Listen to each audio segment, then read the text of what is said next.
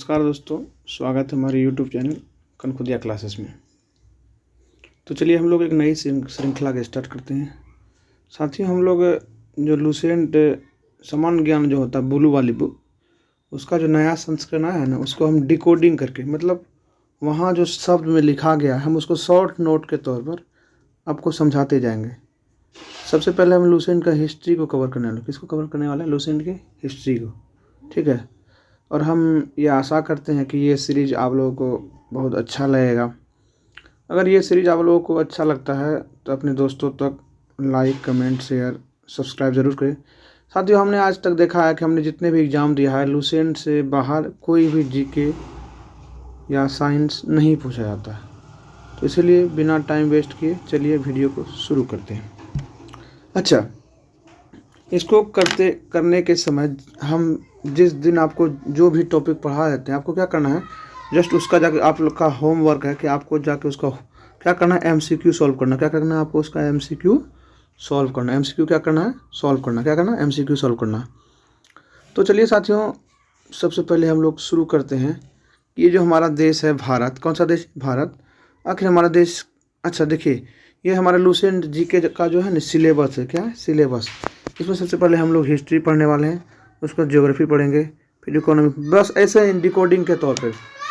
Constitution पढ़ेंगे, संविधान, भौतिक विज्ञान पढ़ेंगे, रसायन विज्ञान पढ़ेंगे, जीव विज्ञान पढ़ेंगे, साइंस जो टेक है उसको पढ़ेंगे, मिसलेनियस जो होता है, खेलकूद और कंप्यूटर। इन 11 टॉपिक को हम क्या करने वाले हैं लूसेंट में कवर करने वाले। कितने टॉपिक को? 11 टॉपिक को। ठीक है। तो चलिए सबसे पहले इसमें क्या कौन सा टॉपिक है? हिस्ट्री। तो चलिए हम लोग हिस्ट्री को कवर करते हैं ना। चलिए सबसे पहले हम लोग ये जानते हैं कि हिस्ट्री किसको बोला जाता है। हिस्ट्री किसको बोला जाता है? साथियों, हिस्ट्री क्यों क्या है? जो बीता हुआ समय है। क्या है? बीती हुई बातों को ना हिस्ट्री कहते हैं। जो भी चीज़ें हमारे पास में घटना घट चुकी है उसी का जो विवरण है, या तो लिखित तौर पर हो या साहित्यिक तौर पर हो या पुरातात्विक साक्ष्य के आधार पर हो, इसी को क्या बोलते हैं? हिस्ट्री बोलते हैं। क्या बोलते हैं? हिस्ट्री नहीं बोलते हैं। अब चलिए, ये जो हम लोगों का हिस्ट्री है ना, हिस्ट्री, इसको हम 2 भागों में बांट कर पढ़ते हैं। कितने भागों में? 2 भागों में। ये जो हिस्ट्री है, इन हिस्ट्री को हम लोग 2 भागों में बांट कर पढ़ते हैं। कितने भागों में? 2 भागों में। ये जो हिस्ट्री है साथियों, इसको हम लोग 2 भागों में बांट कर पढ़ते हैं। कितने भागों में? 2 भागों में। कितने भागों में? 2 भागों में। ये जो हिस्ट्री है इसको 2 भागों में बांट कर पढ़ते हैं। पहला आता है हिस्ट्री ऑफ इंडिया, भारत का इतिहास। पहला क्या आता है? भारत का इतिहास। दूसरा क्या आता है? विश्व का इतिहास, वर्ल्ड हिस्ट्री।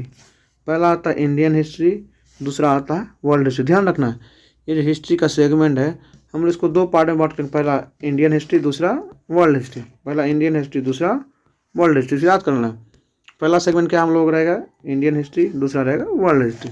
तो चलिए, फिर ये जो इंडियन हिस्ट्री है हम लोग इसको 3 भागों में बांट कर पढ़ते हैं। कितने भागों में? 3 भागों में। कितने भागों में साथियों? 3 भागों में। पहला आता है प्राचीन इतिहास, इसको एंशिएंट हिस्ट्री बोलते हैं।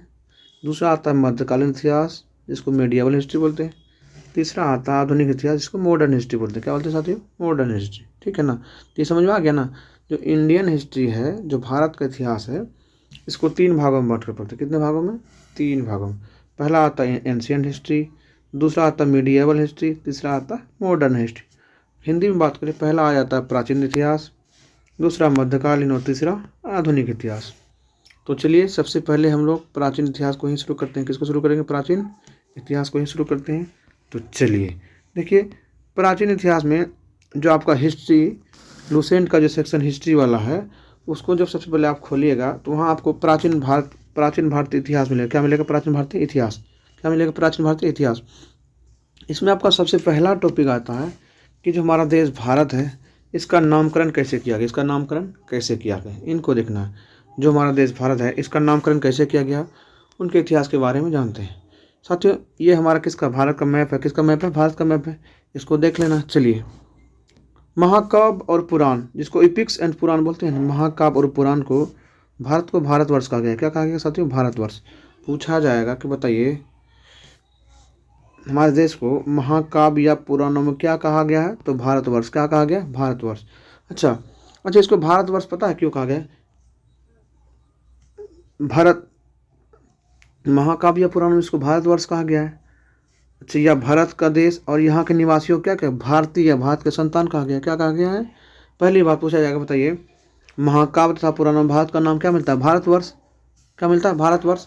इसी को भारत का देश कहा गया, या यहाँ के निवासियों को भारतीय या भारत की संतान कहा गया। क्या कहा? भारत की संतान। अच्छा साथियों, एक इम्पोर्टेंट क्वेश्चन बन के आता है कि यूनानियों ने भारत को क्या कहा? इंडिया कहा। क्या क्या है? ये जो इंडिया का भारत का अंग्रेजी वाला जो नाम है India, India that is Bharat जिसको बोलते हैं, ये जो अंग्रेजी वाला नाम इंडिया है इसको यूनानियों ने दिया। किसने दिया? यूनानियों ने। यूनानियों ने हमारे भारत को इंडिया कहकर बुलाया। क्या कहकर? यूनानियों ने हमारे भारत को इंडिया कहकर बुलाया था। ठीक है ना।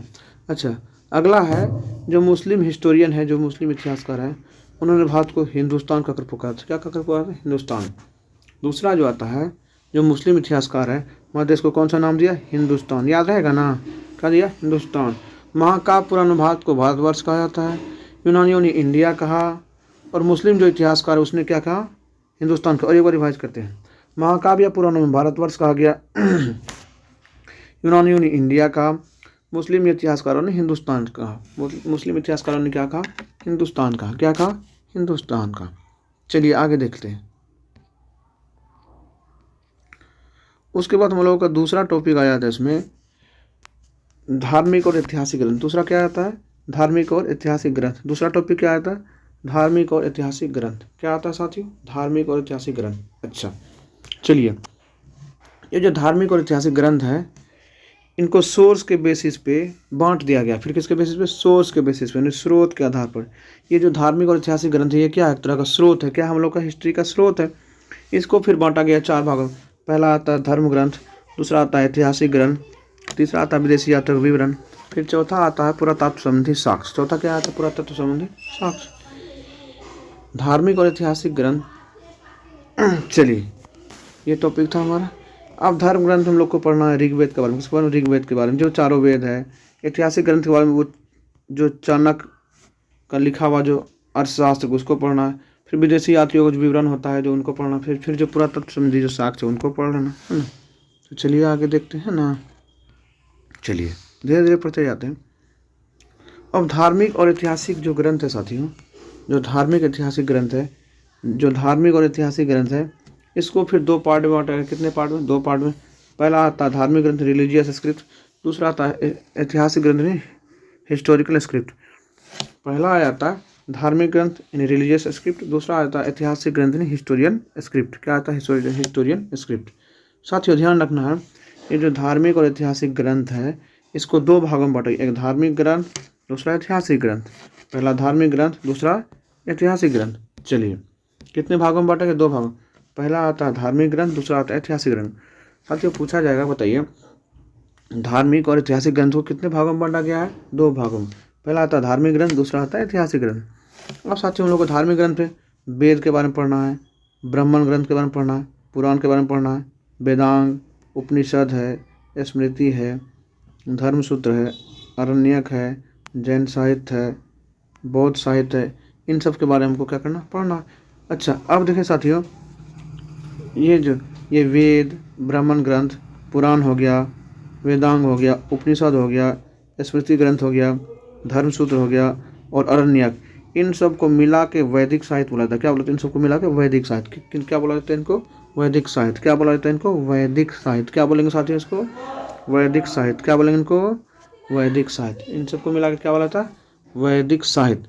उसके बाद तो जैन साहित्य है, बौद्ध साहित्य, ये जैन धर्म से संबंधित है, ये बौद्ध धर्म से संबंधित है। अच्छा दूसरा आता है ऐतिहासिक ग्रंथ। दूसरा क्या आता है साथियों? ऐतिहासिक ग्रंथ। ऐतिहासिक ग्रंथ में क्या आता है साथियों?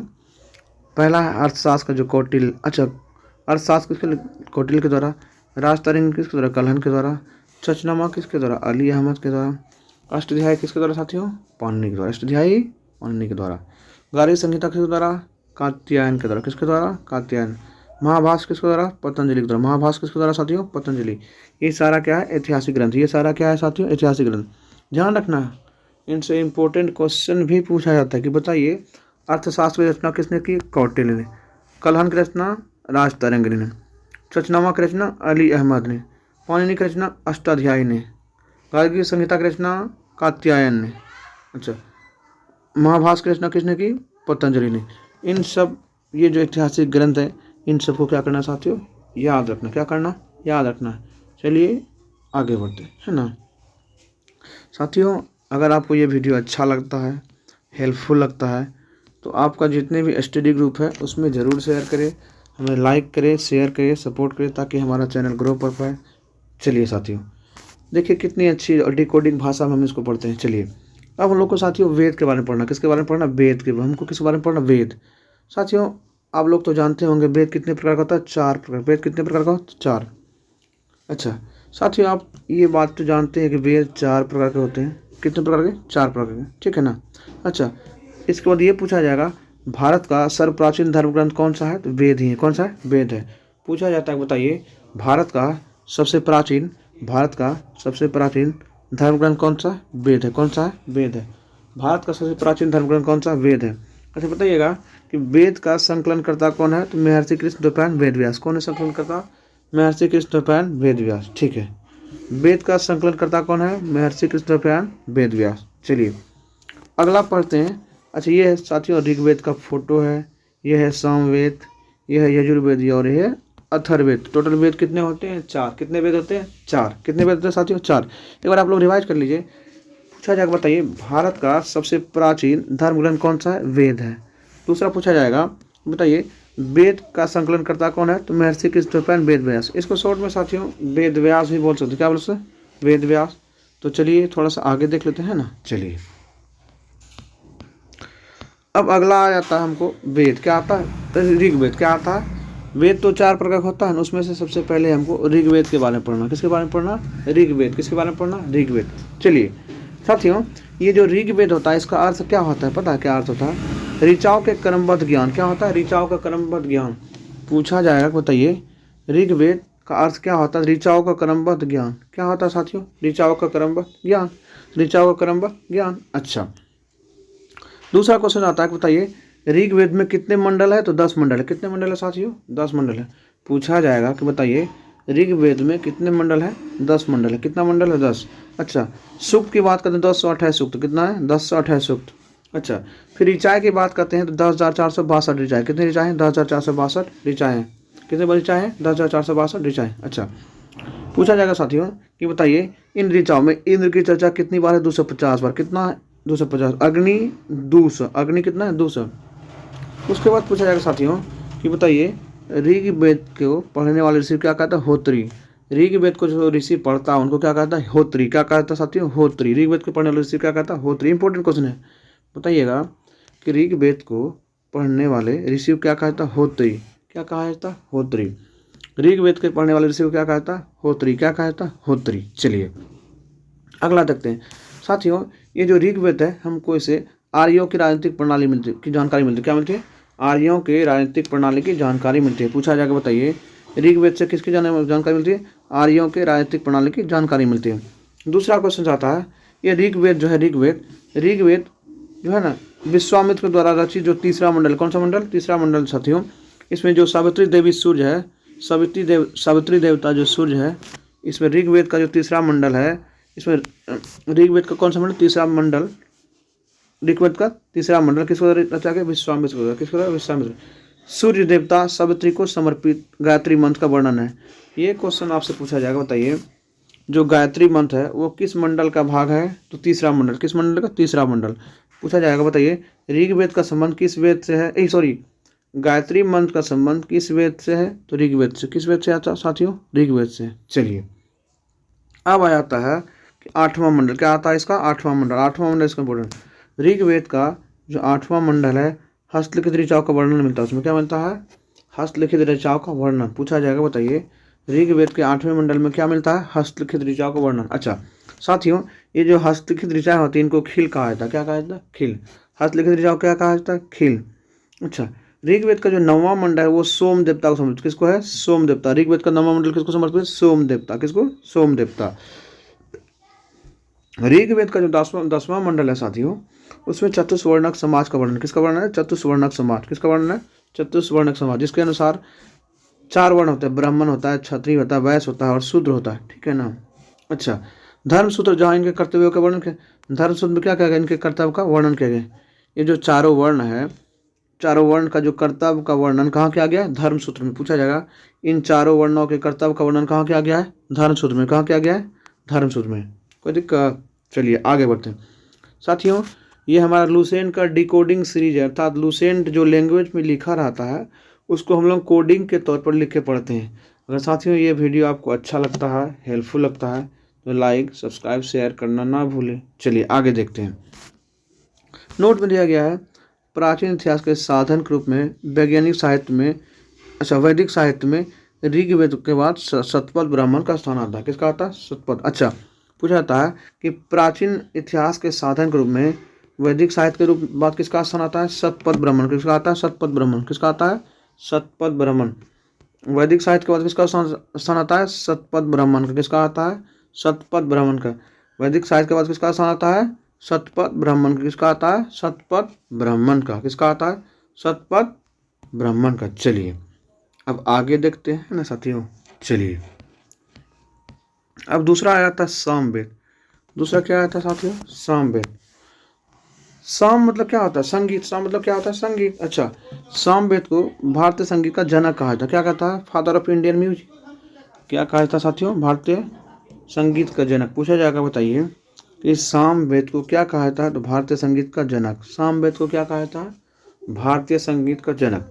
दूसरा है सामवेद के पाठकर्ता को उधात्री कहा था। क्या कहा था? उधात्री। क्या कहा था साथियों? उधात्री। उसके बाद जो गाए जा सकने ऋचाएँ हैं उनका जो संकलन है वो सामवेद में। किस वेद में? सामवेद में। गाए जा सकने वाली जो ऋचाओं का संकलन है वो किस वेद में है? सामवेद में। सामवेद के बाद दूसरा आता है यजुर्वेद। क्या आता है? यजुर्वेद। यजुर्वेद में साथियों वैदिक कर्मकांड के नियम का चर्चा है। वैदिक कर्मकांड का जो नियम उसका चर्चा किस वेद में है? यजुर्वेद में है। यजुर्वेद के पाठकर्ता को अधर्यु कहा था। क्या कहता है? अधर्यु। ये जो यजुर्वेद है गद्य और पद्य दोनों में है। एकमात्र ऐसा वेद यजुर्वेद है जो कि गद्य और पद दोनों में, गद्य और पद दोनों में, प्रोज और पोएट्री दोनों में, प्रोज और पोएट्री दोनों में। ये गद्य में भी है और पद्य में भी है। पूछा जाएगा, बताइए ऐसा कौन सा वेद है जो गद्य और पद दोनों में है? तो कौन सा है साथियों? यजुर्वेद। कौन सा है? यजुर्वेद। यजुर्वेद में किसका वर्णन होता है? यज्ञ के नियम और कर्मकांड। यज्ञ के नियम और कर्मकांड। यज्ञ के नियम, विधि विधान और कर्मकांड का। सामवेद में संगीत का, इसलिए भारतीय संगीत का जनक किसको बोलेंगे? सामवेद। चलिए अब हम लोग आगे देखते हैं। क्या देखते हैं? आगे अब आया था अथर्ववेद। अच्छा साथियों आपसे एक इम्पोर्टेंट क्वेश्चन ये पूछा जाएगा कि बताइए वेद त्रयी में किसे शामिल नहीं करते हैं? वेद त्रयी में किसे शामिल नहीं करते हैं? वेद त्रयी में किसे शामिल नहीं करते? अथर्ववेद को। इसको अथर्ववेद, क्योंकि अथर्ववेद की जो रचना है वो बाद में हुआ, यानी सबसे आखिरी वाला वेद कौन सा? अथर्ववेद। चलिए सबसे आखिरी रचित वेद है। पहले ऋग्वेद, तब सामवेद, तब यजुर्वेद, तब अथर्ववेद। तो साथियों इसीलिए पूछा जाता है कि वेद त्रय में क्या क्या आता है? ऋग्वेद, यजुर्वेद, सामवेद, अथर्ववेद। ऋग्वेद में क्या क्या आता है? सॉरी, वेद त्रय में क्या क्या आता है? ऋग्वेद, यजुर्वेद, सामवेद। अथर्ववेद नहीं आता। अथर्ववेद नहीं आता। क्या वेद त्रय में अथर्ववेद आता है? तो नहीं आता। वेद त्रय में अथर्ववेद नहीं आता। क्या वेद त्रय में अथर्ववेद आता है? वेद त्रय में अथर्ववेद नहीं आता। चलिए अथर्ववेद का रचयिता अथर्वाऋषि। कौन है? अथर्वाऋषि। अथर्ववेद का रचयिता कौन है? अथर्वाऋषि। अथर्ववेद का रचयिता कौन है साथियों? अथर्वाऋषि। देखिए अथर्ववेद से में रोग निवारण, तंत्र मंत्र, जादू टोना, विवाह, वशीकरण इत्यादि के बारे में जानकारी मिलती है। समान मनुष्य के विचार, विश्वास और अंधविश्वास की चर्चा इसी में है। सभा समिति को प्रजापति की दो पुत्रियां कहा गया है। जो सभा और समितियां होती है उसको प्रजापति की दो पुत्रियां कहा गया है। कन्याओं के जन्म की निंदा करता है। पूछा जाएगा ये क्वेश्चन कि बताइए ऐसा कौन सा वेद है जो कन्याओं के जन्म की निंदा करता है? ऐसा कौन सा वेद है जो कन्याओं के जन्म की निंदा करता है? तो इसका सही आंसर अथर्ववेद। कौन सा ऑप्शन आंसर है साथियों? अथर्ववेद। कौन सा आंसर है? अथर्ववेद। ये जो अथर्ववेद है साथियों ये कन्याओं के जन्म की क्या करता है? निंदा करता है। क्या करता है? कन्याओं के जन्म की निंदा करता है। क्या करता है साथियों? कन्याओं के जन्म की निंदा करता है। साथियों आज जो है हम अपना क्लास फर्स्ट डे था यहीं समाप्त करते हैं। अगर ये क्लास, ये वीडियो लुसेंट का जो डिकोडिंग सीरीज है, अगर आप लोगों का प्यार सपोर्ट बना रहेगा तो इसको हम लुसेंट का शुरू से लेकर अंत तक इसी प्रकार से डिकोडिंग भाषा में आपको क्या करेंगे? हम कवर करवाएंगे। साथियों अगर ये वीडियो आपको अच्छा लगता है और हेल्पफुल लगता है तो अपना सभी स्टडी ग्रुप या टेलीग्राम जहाँ भी होता है शेयर कीजिए, दोस्तों को बताइए। इसमें लुसेंट का नया डिकोडिंग सीरीज शुरू किया गया है ना। अगर आपको हेल्पफुल लगता है तो इसको लाइक, शेयर भी कीजिए, सब्सक्राइब भी कीजिए। चलिए तब तक के लिए बाय, मिलते हैं अगले वीडियो में। टेक केयर, जय हिंद, बाय बाय, थैंक यू।